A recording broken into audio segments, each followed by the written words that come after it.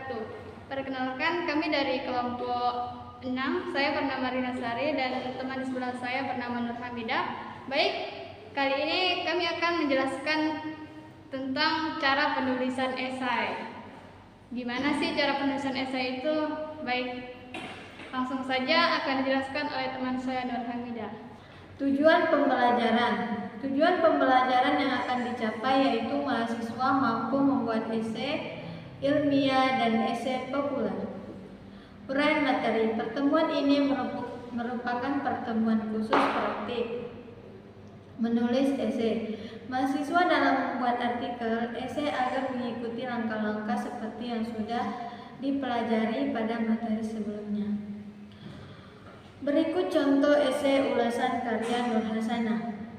Dalam kehidupan sehari-hari, manusia akan selalu berinteraksi dengan manusia lainnya, baik secara langsung ataupun tidak langsung. Bahasa sebagai alat untuk berinteraksi dan berkomunikasi. Bahasa sebagai salah satu lambang yang bersifat arbiter.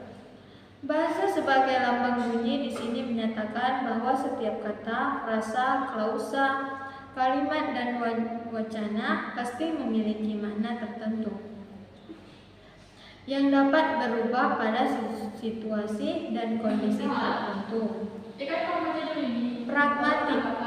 Berbicara terkait dengan makna antara penutur, lawan, dan lawan tutur.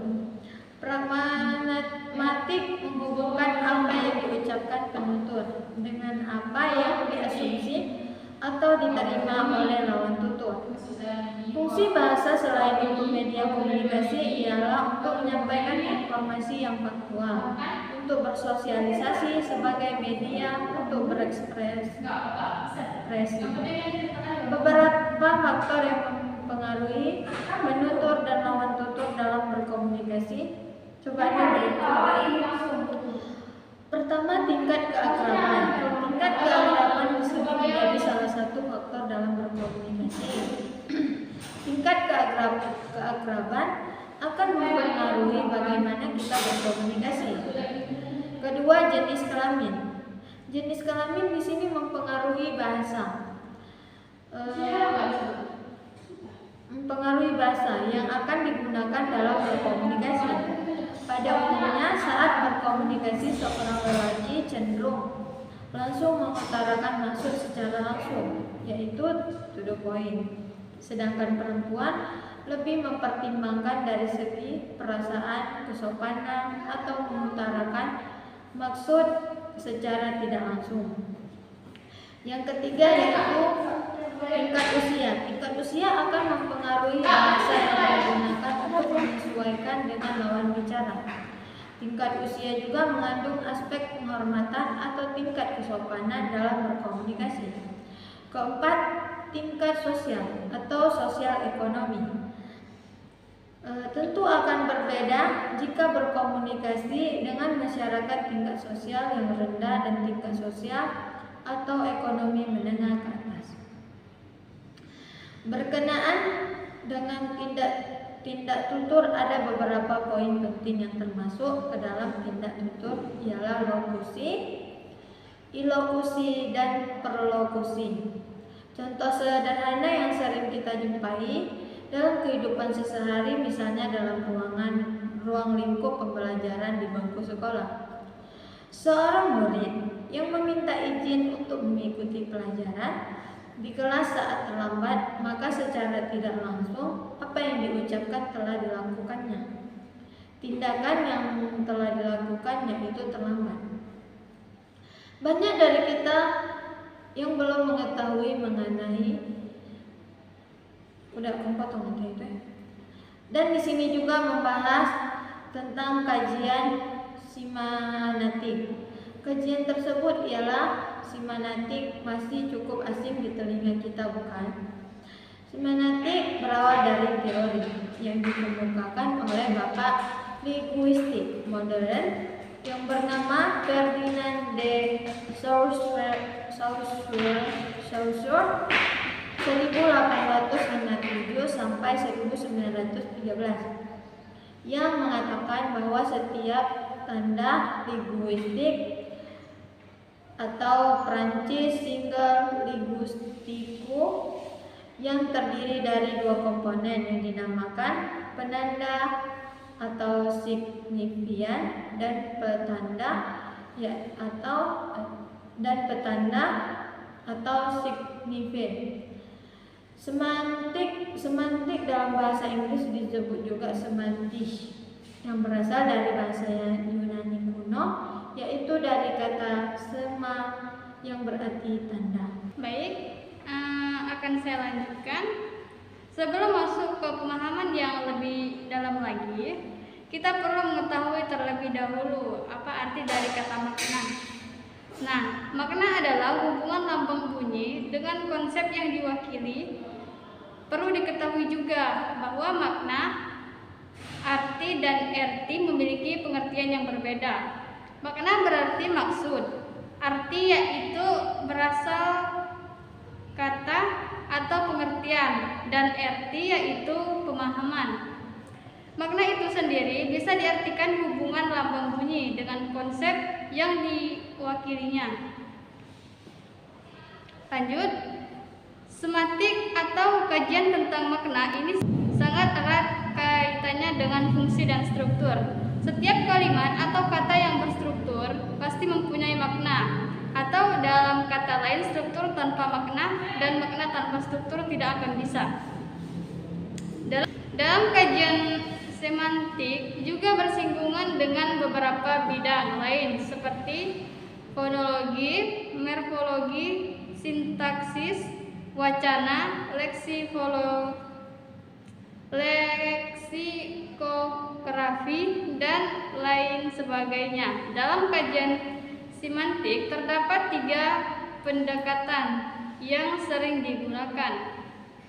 Pendekatan tersebut ialah pendekatan konseptual, pendekatan komponensial, dan pendekatan operasional.